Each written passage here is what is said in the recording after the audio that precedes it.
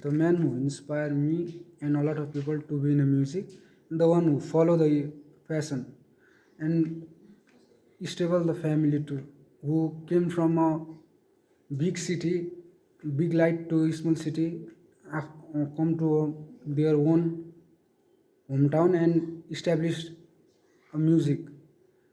I think people choose a big city for a big dream, but he choose a small city for a big dream. The man who inspired me, and I think a lot of people. I'm talking about that person. Okay, let's start. आफ्नो परिचय एकचोटि दिनुहोस् त। मेरो नाम रमेश रिजाल, म हेटौडामा बस्छु अनि साधारण एउटा व्यवसाय गरिराखेको छु। मेरो परिवारमा चाहिँ मेरो श्रीमती, एउटा छोरा एउटा छोरी र मेरो बुवा आमा हुनुहुन्छ। हामी बस्छौँ। फेरि आफ्नो बाल्यकाल कसरी बित्यो भन्न सक्नुहुन्छ? बाल्यकाल खासै त्यस्तो भनौँ न एउटा गोल राख्ने अवस्था त्यो बेलामा थिएन। अब समय निकै अगाडिको कुरा हो। त्यस्तो यो जीवनमा यो ठाउँमा पुग्छु, यो गर्छु भन्ने त कहिले नै भएन। अब भनौँ न प्यारेन्ट्सहरूले पनि त्यो किसिमको स्कुलिङ पनि थिएन। अब उहाँहरूको पनि त्यो ज्ञान नभएको कारणले होला सायदै त्यस्तो खासै यो ठाउँमा पुग्छु भन्ने चाहिँ थिएन। जो समयसँगै पढाइ जहाँसम्म पुग्छ पुग्ने, एउटा काम गर्ने, त्यति मात्रै थियो। तपाईँको सङ्गीतमा पहिलो भेट चाहिँ कतिखेर भयो भन्छ नि? अब मलाई पनि त्यो सङ्गीत तपाईँको बजाउने तरिका हुन्छ त्यो मिठो लाग्छ कि अरूले बजाउँदाखेरि हार्ड देखिन्छ, तर तपाईँको बजाउँदाखेरि चाहिँ त्यो मायाले बजाएको जस्तो देखिन्छ कि। त्यो जुन सुरुवात चाहिँ कसरी भयो त्यो सङ्गीतसँगको पहिलो इन्काउन्टर हुन्छ नि? सङ्गीत चाहिँ अब हुन त मेरो परिवारमा कसैले पनि सङ्गीतको साधनहरू बजाउने गाउने त थिएन। मलाई चाहिँ त्यो गड गिफ्ट नै भयो। एकदमै साधारण यो सङ्गीतका सामग्रीहरूबाट, जस्तो मादलबाट मैले मेरो सङ्गीतको यात्रा सुरु गरेको। त्यो चाहिँ खासमा मेरो मामा घरको हजुरबुवाले मादल बजाउनुहुन्थ्यो। वहीँबाट चाहिँ म इन्सपायर भएर त्यो सङ्गीतको यात्रा चाहिँ त्यहाँबाट सुरु भएको खासमा। सङ्गीतलाई मन पराउनु अरू कुनै विशेष कारण छ त तपाईँले?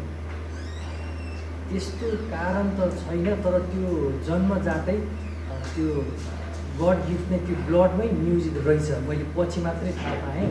त्यो कसैले सिकाउने, कसैको उत्प्रेरित भन्दा पनि खासमा चाहिँ त्यो ब्लडमै म्युजिक रहेछ। सानैदेखि मलाई त्यो कसैले कुनै सामान, कुनै बाजाहरू बजायो भने म त्यो बाजाको आवाजमा एकदमै मोहित हुन्थेँ। म त्यो लट्ठ परेर हेर्थेँ त्यो म कहाँ छु, कस्तो अवस्थामा छु भन्ने कुरो मलाई त्यो म बच्चा हुँदा मलाई अहिले महसुस हुन्छ। म त्यो कस्तो ठाउँमा छु अनि कुन परिवेशमा छु मलाई त्यो पटक्कै थाहा नै हुँदैन। खालि म त्यो जसले जे बाजा बजाएको छ त्यसमा चाहिँ म एकदमै मोहितै हुन्थेँ।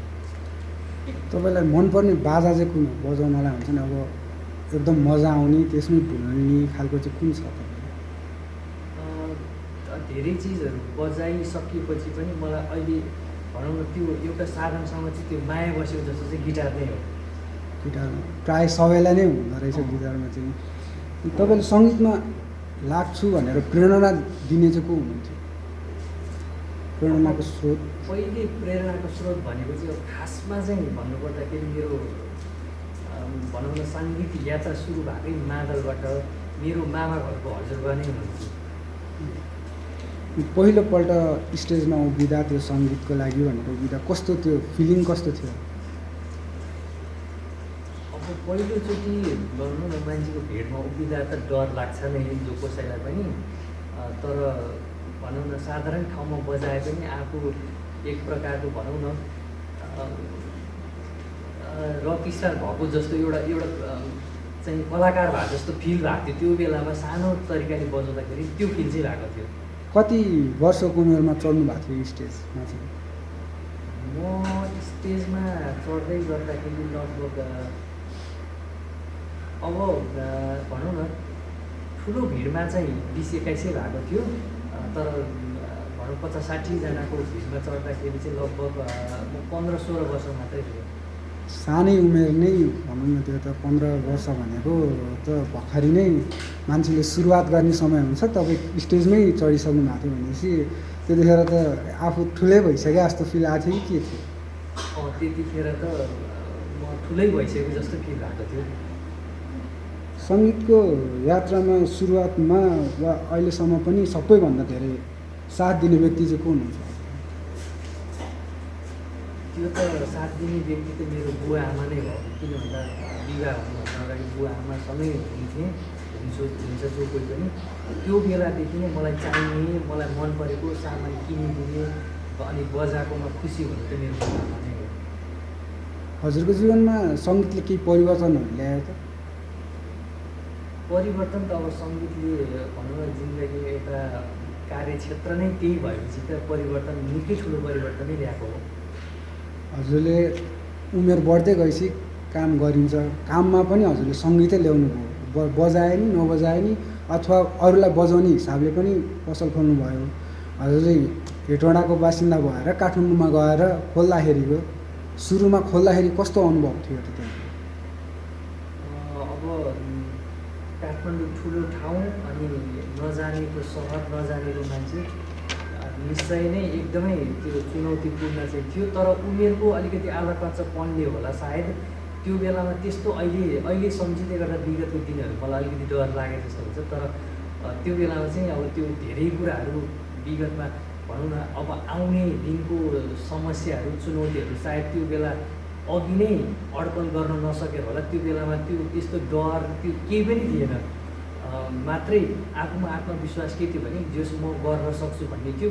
नत्र अरू कुरो त्यो बाहेक डर, आउने दिनमा ठुलो ठाउँ अनि ठुलो लगानी चाहिएला भन्ने त्यो किसिमको डर चाहिँ त्यो बेलामा थिएन। आत्मविश्वासले अगाडि बढ्नुभयो। एकदमै। त्यो त्यहाँ गर्छु भन्ने सोच चाहिँ कहाँबाट आयो? काठमाडौँमै गएर गर्छु भन्ने सोच चाहिँ कसैबाट आयो कि प्रेरणा भयो कि आफै सोच्नुभयो? त्यो चाहिँ अब पढ्दै गर्दाखेरि चाहिँ मैले भनौँ न आफूलाई पकेट मनी चाहिँ बनाउने हिसाबले चाहिँ मेरो एउटा म्युजिक सपसँग राम्रो चिन्जान हुन पुग्यो। अनि उहाँले मलाई जस राम्रै रेटमा दिनुहुन्थ्यो। अनि मैले चाहिँ अनलाइनमा त्यो बेलामा यो फ्री अनलाइन पोस्ट गर्ने साइटहरूमा चाहिँ त्यो प्रोडक्टहरू राख्थेँ। अनि त्यहाँबाट मैले राम्रै बेच्न थालेपछि चाहिँ पसलेले जस उहाँले मलाई साथ दिनुभयो भनौँ न। उहाँले भाइ तिमीले यत्तिकै यो काम गर्दाखेरि राम्रो गरिरहेछौ भने पसल राख्दा पक्कै तिमीले राम्रो गर्न सक्छौ, ल म तिमीलाई साथ दिन्छु भनेर उहाँले खासमा प्रेरणा चाहिँ उहाँले दिनुभएको। प्रेरणा एकजना पसलेबाटै लिनुभयो? हजुर हो। काठमाडौँमा व्यवसाय गर्न चुनौतीपूर्ण नै हुन्छ, किनभने ठुलो ठाउँ, ठुलो सहर, ठुलो व्यक्तित्वहरू पनि धेरै हुन्छन्। त्यो समयमा कस्तो खालको अवसर र चुनौतीहरूको सामना गर्नु परेको थियो? त्यो बेलामा अब चुनौती अहिले हेर्नुपर्दाखेरि चाहिँ धेरै कम्पिटिसन भयो। अहिलेको केसमा धेरै नै गाह्रो छ। तर त्यो बेलामा एकदमै सीमित मात्रामा त्यो व्यवसाय सेम टाइपको व्यवसाय कम्ती भएको भएर चाहिँ त्यो बेलामा खासै चुनौती थिएन। चुनौती भनेपछि एउटै लगानी चाहिँ अब धेरै चाहिने अनि अब हामी एकदमै धेरै पैसा नभएको व्यक्ति भएको भएर चाहिँ लगानीमा चाहिँ एउटा चुनौती थियो। अरू चाहिँ व्यवसायिक हिसाबमा अरू चुनौतीहरू चाहिँ खासै भोग्नु परेन। त्यो समयमा चुनौती कमै। अहिले त सबै थोकमा नै कम्पिटिसन हाई नै छ। अब अहिले गर्न छिर्यो भने गर्न पनि नदेला खासमा। त्यसपछि तपाईँले काठमाडौँमा व्यवसाय गर्नुभयो, त्यसपछि के सोच्नुभयो कि काठमाडौँमा आफ्नो स्थापित भइसकेको थियो होला नि हजुरको, होइन के थियो स्थापित भइसक्यो। उहाँ मजाले भइसकेकोलाई फेरि आफ्नै ठाउँमा, आफ्नै गाउँ, आफ्नै सहर फर्किहाल्यो भन्छ नि, त्यो चाहिँ के कारणले, के सोच आयो र यतै आएर गर्छु भन्ने हजुरलाई लाग्यो? त्यो खासमा चाहिँ परिवारप्रतिको माया नै थियो मुख्य कुरो चाहिँ।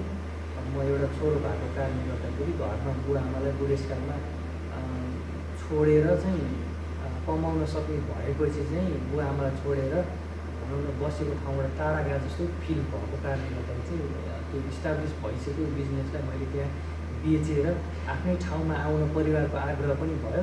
अनि मलाई परिवारको मायाले नै खासमा फेरि आफ्नै ठाउँमा फर्किन चाहिँ प्रेरित गर्यो। परिवारको माया भन्नुभयो, साथ भन्नुभयो। अनि यसले के कतिको प्रभाव पार्यो त यहाँ आएर गर्दाखेरि? के धेरै नै प्रभाव भयो कि प्रभाव पारेन कि के गर्यो त? अब म विशेष गरी आएको मेरो भनौँ न परिवारको लागि, आमा बुवाको लागि हो। पैसाको हिसाबले हेर्ने हो भने त काठमाडौँ जतिको राम्रो ठाउँ, राम्रो आम्दानी नेपालभरि कतै पनि छैन। अहिले पनि मैले छोडेको ठाउँको व्यक्तिले एकदमै राम्रो आम्दानी गरिराख्नु भएको छ। तर म सानो ठाउँमा छु, एकदमै थोरै आम्दानी छ, तर पनि परिवारसँगको साथ मायासँगै बस्न पाएको छु। त्यसमा म पैसा कमाएँ भन्दा पनि बढी सन्तुष्ट छु। तपाईँ सक्सेस हुनुहुन्छ जस्तो लाग्छ अहिले? आत्मसन्तुष्टि नै सक्सेस हो। त्यस कारण म आफूलाई जो सक्सेस नै सक्सेसफुल मान्छे नै ठान्छु। यो एकदम यो चाहिँ ठुलो नै कुरो भन्नुभयो कि आत्मसन्तुष्ट नै सबैभन्दा ठुलो कुरो हो भन्नुभयो। प्राय व्यक्तिहरूलाई पैसा कमाउनु ठुलो जस्तो लाग्छ, परिवारसँग मिलेर बस्नु नै सबैभन्दा ठुलो सक्सेस हो जस्तो मलाई नि लाग्छ है। अनि त्यसै गरी यो निर्णय लिनु भने त अब काठमाडौँमा लगभग इस्टाब्लिस नै भइसकेको थियो हजुरको। अनि यहाँ फर्किँदा डर चुनौती केही थियो कि के थियो त्यो समयमा? त्यो बेला चाहिँ मलाई अलिकति डर थियो। किन भन्दा काठमाडौँमा त इस्टाब्लिस भइसकेको एक प्रकारको ठुलो ठाउँमा आफ्नो कस्टमरहरू बनाइसकेको थियो। अब यहाँ आउँदाखेरि त्यहाँ लगभग 3 वर्षको समयमा आम्दानी अनि त्यहाँको आम्दानीले अलिकति मोही बनाइसकेको थियो। अब यो ठाउँमा आएर 0 लेभलबाट सुरु गर्नुपर्दा, त्यो पनि हेटौँडामै पनि अरू व्यवसायी अरूहरूले चाहिँ यो क्षेत्रमा उनीहरू आफू इस्टाब्लिस भइसकेको र म बिल्कुलै नयाँ हुँदाखेरि चाहिँ मैले कस्टमरको मन जित्न सक्छु कि सक्दिनँ होला। मेरो चाहिँ काठमाडौँको तुलनामा यहाँ एकदमै खस्किएको व्यवसाय भयो हुन्छ कि भन्ने किसिमले एक प्रकारको मनमा डर चाहिँ ठुलो नै थियो। सुरुमा कस्टमर तान्नलाई बिजनेस आइडिया चाहिँ के लगाउनु भयो त? अब कस्टमर त चाहिन्छ। कस्टमरलाई अब भनौँ कस्टमर तान्ने तरिका भनेको चाहिँ मैले जानेको चाहिँ मिठो बोली र कस्टमरले सामान किने पनि नकिने पनि उहाँहरूलाई आदरपूर्वक व्यवहार गर्नु सबैभन्दा ठुलो सफलता ठान्छु म चाहिँ। सुरुमा पसल खोल्दाको अवस्था कस्तो थियो? अब हेटौँडाको अवस्था त त्यस्तै हो, अब कम मान्छे छन्, अब मार्केटमा पुग्नको लागि पनि टाइम लाग्छ नि त। कस्तो भयो त्यो सुरुवातको दिनहरूमा? ठाउँ कसरी हेर्नुभयो? ठाउँ चाहिँ मैले भन्दा पनि अब म त यता आउने मेरो त्यतिखेर तत्कालैको बेलामा खासै सोच थिएन। जब भूकम्प भयो अनि त्यसपछि भनौँ न जिन्दगीको के भएछ र भने जस्तो पनि भयो। अनि परिवारले पनि मलाई यता आउनलाई सूचना दिनुभयो। मैले ठाउँ भन्दा पनि यो म अहिले बसेको ठाउँ चाहिँ मेरो परिवारले नै हेर्नुभयो। अनि उहाँले हेरिसकेपछि ठाउँ यहाँ पनि पाइक पनि ठाउँ छ, ल आऊ भनेर चाहिँ उहाँहरूले सबै कुरा मिलाएर अनि मलाई खबर गर्नुभएको। मैले खालि ठाउँ सरेको मात्रै, मैले खासमा ठाउँहरू अवस्था त्यो मैले हेर्नु पऱ्यो। रमाइलोको कुरो भूकम्पले पनि प्रभाव पारेको रहेछ। भूकम्पले पनि एक प्रकारको भनौँ जिन्दगीको निर्णय लिन, अब प्राकृतिक प्रकोपहरूले पनि अब एक बारको जीवनमा चाहिँ परिवार छुट्टिएर बस्नुभन्दा सँगै बस्न चाहिँ उत्प्रेरित चाहिँ गरेको हो। व्यवसाय चलाउँदा सबभन्दा ठुलो चुनौती के छ, के लाग्छ हजुरलाई? व्यवसाय चलाउँदा सबैभन्दा ठुलो चुनौती चाहिँ पहिलो कुरो चाहिँ आफूलाई चिन्नु पऱ्यो, आफू के को लागि जन्मिएको भएर। अनि त्यसपछि त्यो गिफ्ट यदि कस्टमरसँग राम्रोसँग डिल गर्न सक्ने, मिठो बोली, आदर गर्ने स्वभाव छ र तपाईँसँग थोरै जो व्यवसाय हेरेर लगानी गर्ने पुँजी छ भने चाहिँ त्यो क्षेत्रमा लाग्दा हुन्छ। जस मलाई चाहिँ त्यही कुराले नै उत्प्रेरित गरेको। व्यापार गर्दै जाँदा कुनै अविस्मरणीय पल हुन्छ नि, कुनै ग्राहकसँग त्यो चाहिँ कुनै छ त? त्यो ग्राहकसँग अविस्मरणीय हुन्छ नि, अब बिर्सिन नसक्ने खालको कुनै कुराहरू? त्यस्तो 2-4वटा घटनाहरू छ। जस्तै ग्राहकसँग मैले एकदमै राम्रोपूर्वक विनम्रतापूर्वक बोल्दै गर्दाखेरि पनि पसलभित्रै जुझ्नै आउने जस्तो गरी वातावरण बनाएको, मेरो बोली मिठो हुँदाहुँदै नम्र हुँदाहुँदै आदरपूर्वक बोल्दै पनि मसँग जुझ्नै आउँदा जस्तो गरेको चाहिँ अहिलेसम्मको 2-3वटा घटना चाहिँ छ। अवस्था हेटौँडा फेरि त्यस्तै खालको लाग्ने चिनिन्छ जस्तो लाग्छ मलाई चाहिँ है। ठिकै छ भनेपछि अलि अवस्मरणीयमा पनि राम्रो नभएर नराम्रो पक्षपट्टि गएछ भन्न हजुर हो, नराम्रोपट्टि चाहिँ गयो। भविष्यमा चाहिँ आफ्नो व्यवसायलाई कहाँसम्म पुगेको हेर्न चाहनुहुन्छ? निश्चय नै त्यो त सबैले आफ्नो व्यवसाय, आफ्नो भविष्य उकालो लागेको, माथि पुगेको चाहन्छ नै। म पनि जोस् व्यवसाय वृद्धि भएको, व्यवसायको क्षेत्र चाहिँ फराकिलो भएको चाहन्छु। राम्रो कस्टमरसँगको राम्रो व्यवहारले चाहिँ एक कान दुई कान मैदान हुँदै जाओस् भन्ने मेरो पनि चाहना छ। तपाईँको व्यवसायले समुदायमा के प्रभावहरू, केही भूमिकाहरू खेलिरहेको छ कि के छ त्यो? अब समुदायमा भूमिका भनेको जोस् मैले सकेको, मैले जानेको सिप प्रयोग गरेर समाजमा जोस् राम्रो इम्प्याक्ट भनौँ न। कतिको जस्तो सामग्रीहरूको कुरा गर्नुपर्दाखेरि बहुमूल्य सामानहरू चाहिँ बिग्रिएर थन्किएर बसेको बेलामा जोस् मैले मेरो सिप प्रयोग गरेर उहाँहरूलाई ल है मैले यो थन्काएको मेरो यस्तो बहुमूल्य मेरो एउटा मेमोरी जोडिएको सामान यसरी बसेको थन्किएर बसेको थियो, काम नलाग्ने भएको थियो, तपाईँलाई भेटेर तपाईँको सेवाले चाहिँ मैले मेरो सामानलाई फेरि नयाँ जीवन दिन पाएँ भन्ने खालको त्यो उहाँहरूको कुरा सुन्न पाउँदाखेरि चाहिँ मलाई जोस् मैले मेरो सिप प्रयोग गरेर समाजमा मैले राम्रै छाप छोडेको अथवा प्रभाव पारेको रहेछु भन्ने चाहिँ भाव हुन्छ। भनेपछि पुरानो कुरालाई नयाँ बनाएर त्यो जुन पुरानो कुरा हुन्छ फेरि नयाँ र ताजा बनाउने काम गरिरहनु भएको छ। हजुर एकदम। यस्तै जीवनको यात्रामा, यो व्यवसायको यात्रामा परिवारले तपाईँको खेलेको भूमिका चाहिँ के छ त यसमा? परिवार त मेरो लागि वास्तव भने म यहाँसम्म आइपुग्नुको सबै श्रेय म मेरो सुरुमा बुवा आमालाई दिन चाहन्छु। अनि त्यसपछि मेरो श्रीमती छोराछोरीहरू उहाँहरूकै अब ड्याडी मम्मीको लगानीले भएको थिएन भने म आज सायद यो ठाउँमा हुँदै हुन्थिनँ। त्यो सबै कुराहरू उहाँहरूले नै जोडजान गरिदिनु हो। त्यसपछि मेरो श्रीमती अब अहिलेको समयमा हरेक मेरो कामहरूमा सहायता एकदमै पछि बसेर मलाई सहायता गर्नेमा मेरो परिवारले चाहिँ एकदमै ठुलो रोल खेल्नु भएको छ। म अति नै धन्यवादी छु यसमा। One of the best gift गडबाट प्राप्त गर्नुभएको फ्यामिली एकदम एकदम यसलाई टार्नै नसकिने, अरूलाई पनि भन्नुपर्दा फ्यामिली नै हो। एकदम फ्यामिली नै हो। परिवार र व्यवसाय बिचको सन्तुलन चाहिँ कसरी मिलाउनुहुन्छ? व्यवसाय पनि लाग्नै पऱ्यो, यता परिवारलाई पनि टाइम दिनुपर्ने, त्यो समय चाहिँ कसरी मिलाउनुहुन्छ? अब म जस्तो हरेक दिन पनि जाँदाखेरि आफ्नो व्यवसायमा जाँदाखेरि बिहान म भनौँ मेरो छोराछोरी श्रीमतीसँग अनि सम्भव भएसँग बुवा आमासँग टाइम राम्रो स्पेन्ड गरेर एकदमै राम्रो बोलीचाली गरेर म पसलमा मेरो व्यवसाय सुरु गर्न चाहन्छु। र समय मेरो सकिसकेपछि म कतै अलमल नगरिकन फेरि मेरो परिवारलाई भेट्न फेरि एकदम उत्कट चाहनाले म कतै पनि दायाँ बायाँ नगइकन फेरि म घर फर्किन्छु। र हप्ताको एक दिन चाहिँ म पुरा दिन चाहिँ मेरो परिवारको लागि दिन्छु। म यसमा व्यवसाय र परिवारमा अत्यन्तै सन्तुष्ट छु। फ्यामिलीमा बिजनेस र बिजनेसमा फ्यामिली घुसाउनु भएको छैन। हजुर एकदम हो। यो भएपछि एकदम सन्तुलनमा जान्छ। हजुर एकदम हो। हजुरले जीवनमा सबैभन्दा कठिन समय चाहिँ कुन समयमा थियो त? कठिनाइको समय हुन्छ नि। कठिनाइको समय भनेको अब बाल्यकाल हुँदाखेरि त त्यो सबै समय रमाइलो नै थियो। कठिनाइ भनेको चाहिँ जब कोरोनाको समय आयो त्यतिखेरको बेला चाहिँ व्यवसाय अलिकति ध्वस्त हुँदाखेरि चाहिँ त्यतिखेर जीवनकालभरिमा अहिलेसम्मको यो खण्डमा चाहिँ एकदमै गाह्रो अवस्था चाहिँ कोरोनाको समयमा जब लकडाउन थियो त्यो बेला नै थियो। एकदमै त्यो बिर्सन नसकिने गाह्रो क्षण छ। कोरोनाले सबैलाई नै ध्वस्त नै बनाएको थियो, हजुरकोमा पनि प्रभाव निकै पर्यो। हजुर एकदमै पर्यो।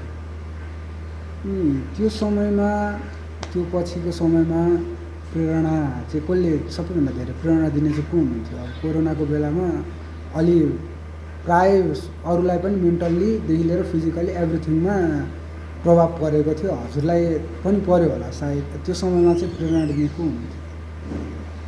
त्यो समयमा प्रेरणा दिने चाहिँ खासमा त्यो एउटा भनौँ न परिवारको बोझले पनि हो। अब बुढाबुढी हुनुभएको बुवा आमा अनि घरमा छोराछोरी श्रीमती हेर्दै गर्दाखेरि हार खानुहुन्न।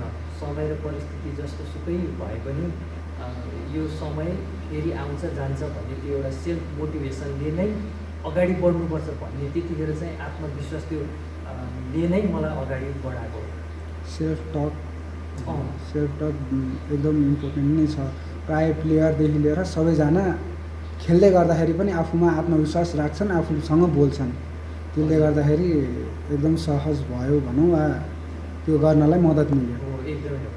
अनि अहिलेसम्म गर्नुभएकोमा सबैभन्दा गर्व हुन्छ नि आफूलाई, यसले गर्दा चाहिँ म गर्व भएको छु है भन्ने कुरा केही छ त? त्यस्तो अब भन्नुपर्दाखेरि यो ठाउँमा आइपुग्नु पर्दाखेरि अब गर्व गर्ने चाहिँ म भनौँ न मेरो आफ्नो ईश्वरप्रति र बुवा आमाप्रति चाहिँ मैले गर्व गर्ने ठाउँ चाहिँ त्यही नै हो। ईश्वरप्रति र आमा बुवाप्रति त एकदम इम्पोर्टेन्ट नै भइहाल्यो। यसप्रति सबैले गर्नुपर्छ जस्तो मलाई पनि लाग्छ। अनि यसै गरी एकचोटि जीवनलाई फर्केर हेर्दाखेरि त्यो समयमा वा भनौँ यो गर्न पाए भए चाहिँ हुन्थ्यो है भन्ने हुन्छ नि मौका, त्यो समयमा पुग्नु भने कुन चाहिँलाई आफूले त्यो मौका लिएर त्यो समयमा गर्न चाहनुहुन्छ हुन्छ नि फेरि फर्केर हेर्दाखेरि? फर्केर हेर्दाखेरि मलाई यस्तो गर्न पाएको भए हुन्थ्यो भन्ने चाहिँ मलाई पढाइ चाहिँ सानैदेखि एकदमै राम्रोसँग पढेर क्लास टप भएर पढ्न पाएको भए चाहिँ यदि फर्केर त्यो समय पाउँथ्यो भने चाहिँ मलाई त्यो अहिले पनि फिल हुन्छ। पढाइ चाहिँ म एकदमै राम्रोसँग पढ्थेँ भन्ने चाहिँ फिल हुन्छ।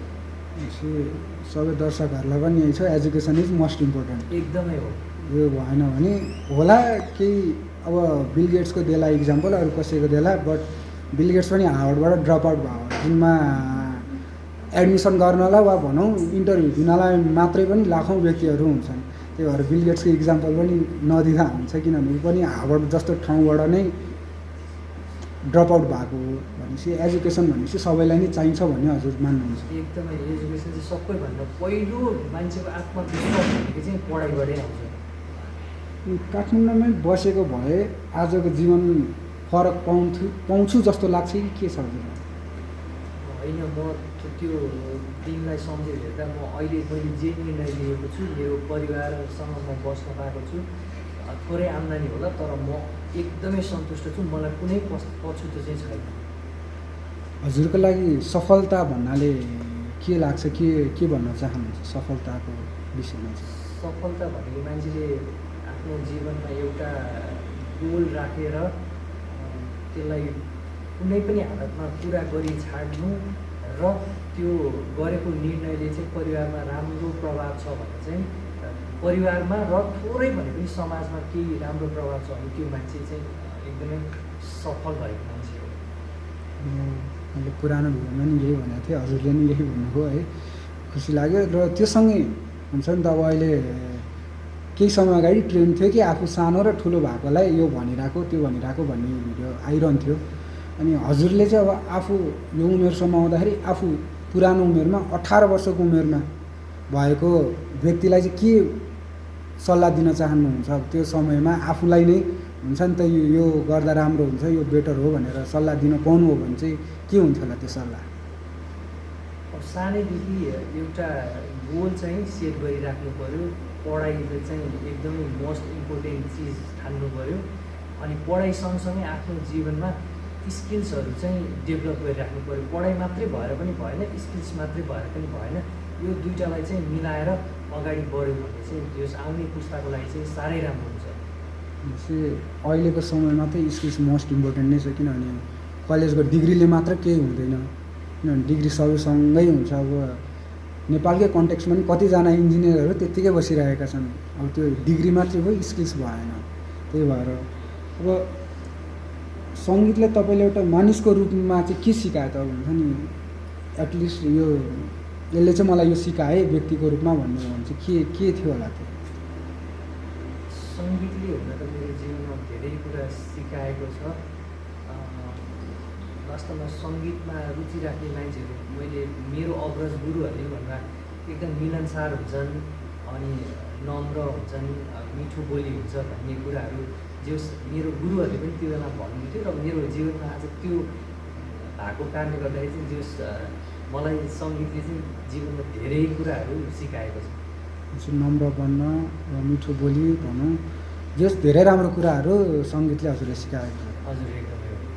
अबको 5 देखि 10 वर्षको अन्तरालमा हजुरले आफूलाई कुन ठाउँमा देख्नुहुन्छ त? अब आउँदो दिनमा चाहिँ त्यो समयको अन्तरालमा चाहिँ अझै पनि अहिलेको भन्दाखेरि अझै इस्टाब्लिस आफ्नो व्यवसायमा इस्टाब्लिस भएको अनि आफ्नो परिवारमा राम्रो छाप भएको र परिवार सँगसँगै आफ्नो समाजमा पनि राम्रो छाप भएको राम्रो मान्छे भनेर चिनिनलाई चाहिँ मेरो चाहना चाहिँ त्यो छ। हजुरले अब भनौँ न हाम्रो दर्शक श्रोताहरूलाई चाहिँ अन्तिम सन्देश के दिन चाहनुहुन्छ? मैले भन्दै गर्दाखेरि जे होस् जीवनमा आफ्नो लागि मात्रै पनि होइन, अब पहिलो चाहिँ परिवारको लागि पनि भयो, परिवारको साथसाथै तपाईँको आफ्नो समुदायमा समाजमा पनि काम लाग्ने मान्छे बन्नुहोस्, सकेको सहयोग गर्नुहोस्, सकेको ज्ञानहरू बाँड्नुहोस्, सकेको सकारात्मक प्रभाव छोड्नुहोस् भन्न चाहन्छु। त्यो अहिलेको समयमा सकारात्मक राख्नु होइन धेरै नै ठुलो कुरो छ, किनभने जता हेरे पनि मान्छे अलिक बिग्रेको जस्तो देखिन्छ नि त। त्यही भएर हजुरको लागि लास्ट प्रश्न चाहिँ, जीवन हजुरको लागि अब सबैको आफ्नो विचार हुन्छ लाइफप्रति, हजुरको लागि चाहिँ लाइफ भनेको चाहिँ के हो त? मैले अहिलेसम्म यो उमेरमा आइपुग्दै गर्दा जीवन चाहिँ एउटा सङ्घर्षपूर्ण यात्रा हो। त्यहाँ सङ्घर्ष पनि राम्रोसँग आउँछ, कहिलेकाहीँ सुख पनि आउँछ, अनि यो सुख र दुःख नै जीवन हो। अनि नमातिनु पनि नआतिनु पनि, यो दुवै कुरालाई स्वीकार गरेर अगाडि बढ्न सक्नु, एउटा मुटुमा हिम्मत राखेर अगाडि बढ्नु नै जीवन हो। मैले अहिलेसम्म सिकेको पाठ चाहिँ यही नै हो। जीवनको बारेमा धेरै राम्रो र उत्कृष्ट कुराहरू हामीलाई सिकाउनु भएको लागि धेरै धेरै धन्यवाद। तपाईँहरूलाई पनि धेरै धेरै धन्यवाद।